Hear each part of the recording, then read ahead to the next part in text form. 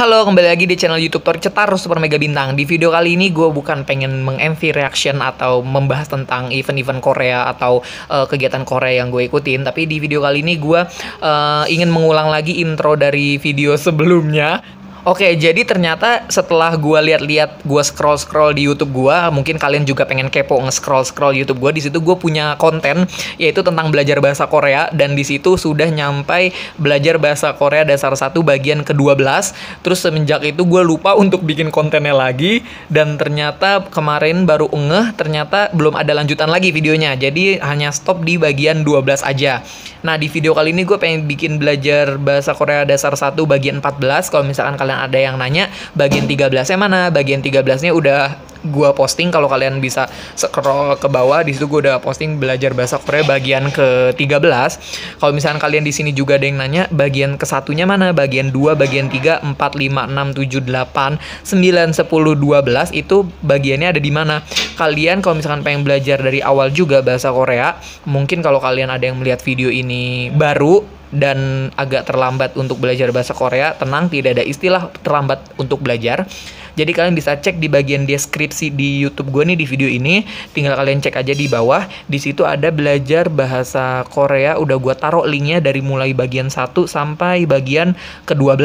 Karena bagian ke-13 pun nggak jauh ya rentan uploadnya sama video ini. Jadi di video di bawah nanti gue nggak bakal naruh link video bagian ke-13. Jadi cuman bagian 1 sampai bagian 12 aja untuk mempermudah kalian supaya mencari video-video bagian 1 sampai bagian 12 itu gitu. Nah, di video kali ini gue pengen lanjutin dari bagian-bagian sebelumnya, yaitu belajar bahasa Korea dasar 1 bagian ke-14. Materi kali ini kita akan harga jual beli ditambah kata tunjuk dan juga ditambah Oke, mungkin dari materi sebelumnya, dari antara itu materi 1 sampai mungkin dari video bagian 1 sampai video bagian ke-12, di situ gue udah ngejelasin apa itu tentang dan fungsinya ya. Cuman di sini ketemu lagi nih dengan cuman dengan penggunaan yang sedikit berbeda dari sebelumnya gitu.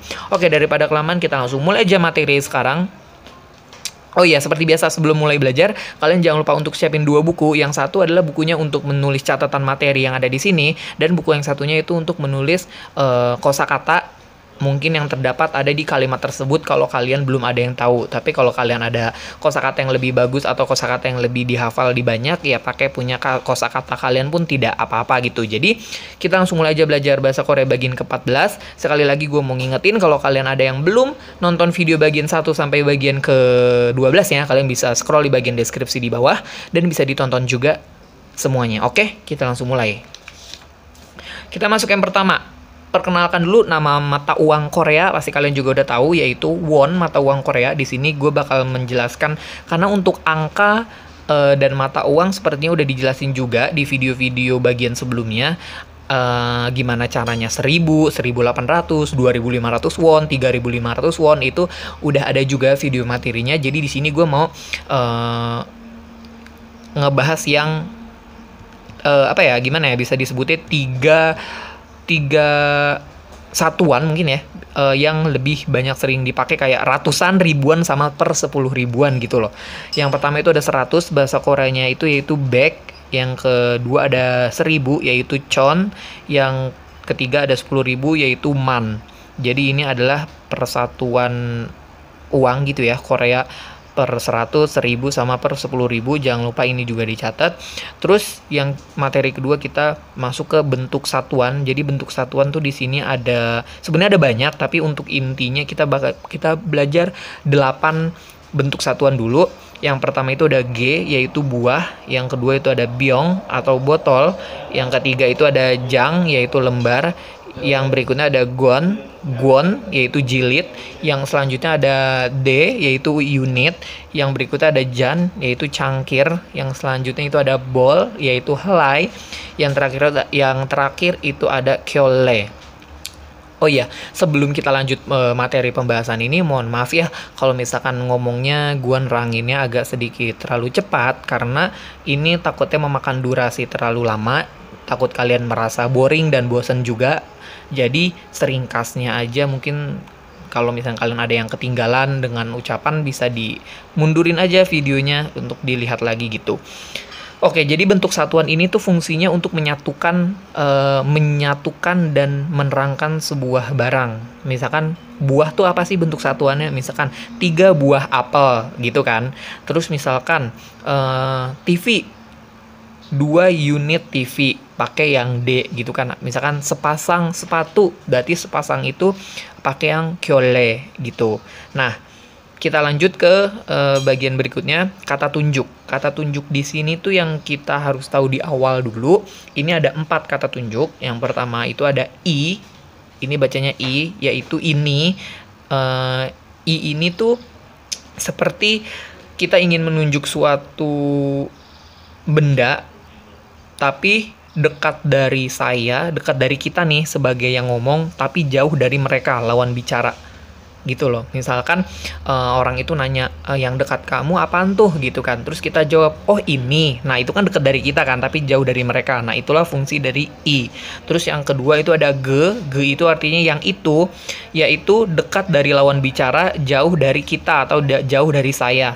Nah barang atau suatu objek yang kita tunjuk itu dekat dari lawan bicara kita, dekat dari mereka, orang-orang yang kita ajak ngomong. Misalkan kita ngomong, itu apaan, yang itu apaan, itu barang apa yang di dekat kamu gitu kan, yang di dekat kamu, berarti kan barang itu tidak ada di dekat kita kan, karena jauh dari saya, jauh dari kita, tapi dekat dengan lawan bicara atau dia gitu. Jadi itu pakai yang ge. Terus berikutnya itu ada jo. Jo itu tuh bisa dibilang yang onoh kali ya. Yang onoh ini jauh dari dua-duanya untuk menunjukkan sesuatu. Misalkan kita lagi jalan nih berdua, terus abis itu misalkan gua nunjuk ke temen gua, itu apaan tuh di sebelah sana, kan itu yang onoh karena jauh dari kita berdua kan, jadi yang itu pakainya jo. Terus yang terakhir itu ada igo. Igo itu untuk menunjuk benda mati, bukan orang. Jadi bisa dibilang benda mati itu seperti apa ya, yang jelas bukan orang. Jadi gitu. Jadi di sini ada 4 kata tunjuk, tapi yang harus diketahui itu mungkin 3 dulu, yaitu igejo karena itu sering dipakai untuk sebuah kalimat. I itu artinya ini, ge itu yang itu, jo itu yang ono. Igo, gego, jogo. Yang ini, yang itu, yang ono. Igo, gego, jogo. Igo, gego, jogo. Oke, seperti itu. Kita lanjut di slide berikutnya. Slide secara gampang ya, pakai kertas biar bisa dikotret-kotret gitu, dicoret-coret. Oke. Di sini kita masuk ke bagian E yang tadi di awal video gue udah bilang. E di sini adalah sebagai gunanya menjelaskan barang di depan, harga di belakang. Gimana tuh maksudnya? Jadi E ini tuh menjelaskan barang yang ada di depannya dan harga itu ada di belakang dari E tersebut gitu. Jadi yang pertama kita masuk ke contoh kalimat. Di sini kita bedah dulu ya kalimat katanya per kata, jadi biar kalian tahu dulu nanti bentuk kalimatnya seperti apa. Yang pertama ini ada usan. Usan itu artinya payung. Du itu dari bahasa Korea asli, dari angka Korea asli yang artinya itu 2. Dari kata dul, tapi realnya hilang. Ingat kalau dipakai itu realnya akan hilang, jadi bakal jadi du. Kayak G ini yang di slide sebelumnya kalian ingat kan apa? G itu artinya buah, dan E ini adalah, ini untuk satuan amannya mending pakai G sih, karena untuk satu buah, satu kan agak ribet ya. Kalau payung 1 unit, padahal dia bukan elektronik gitu kan, jadi lebih aman 1 buah payung, seperti itu contohnya. Nah di sini kita pakai E, jadi E ini adalah menjelaskan barang di depannya, ya kan, barang di depannya. Nah terus menjelaskan juga harga di belakangnya. Nah, man yuk chon won yeyo, 2 buah payung ini 16.000 won. Berikutnya, juse se. Se ini bahasa Korea asli, yaitu artinya 3. Juse itu jus. Byong itu tadi apa? Untuk satuan botol ya, jadi botol. Nah, E ini kita gunakan untuk menjelaskan barang di depan dan harga di belakang. Harganya berapa? Sachon obek won yeyo, yaitu 3 botol jus harganya 4.500 won. Nah, contohnya nih, di sini ada percakapan antara ga dan na. Contoh aja ya. Japji, Japji ini majalah. Japji han gone. Ingat gon itu satuan untuk buku kayak jilid kan, satu jilid, 2 jilid, 3 jilid buku seperti itu. Jadi Japji Hangone Olmayeyo, berapa harga satu majalah satu? Berapa harga satu majalah, berapa harga satu majalahnya? Jadi seperti itu kan. Nah, padahal di sini nggak ditulis jilidnya kan, karena ini hanya untuk menjelaskan secara gimana ya, secara nyata bahwa oh Japji itu lo masuk ke bagian jilid lo, jilitan buku kayak gitu. Terus jawabannya Japji Hangone Mansamchon Wonnieyo. Mansamchon Wonnieyo. Satu majalah harganya 13.000 won. Jadi seperti itu mungkin contoh kalimat atau singkatnya. Di video yang tadi di awal juga gue udah bilang nggak mau durasinya terlalu lama karena takutnya kalian merasa bosan atau boring. Kalau misalkan kalian kurang contoh, bisa cari beberapa kosakata di internet dan membuat kosakata sendiri. Oke, di sini gue juga mau ngingetin lagi kalau misalkan kalian masih ada yang bingung atau penasaran, di mana sih video bagian 1, bagian 2 sampai video bagian ke-12, kalian bisa cek di bagian deskripsi di bawah. Di situ gue udah menjelaskan video dari bagian 1 sampai bagian 12. Oke, terima kasih telah menonton video ini dari awal sampai akhir. Jangan lupa untuk like, komen, dan juga subscribe. Oke.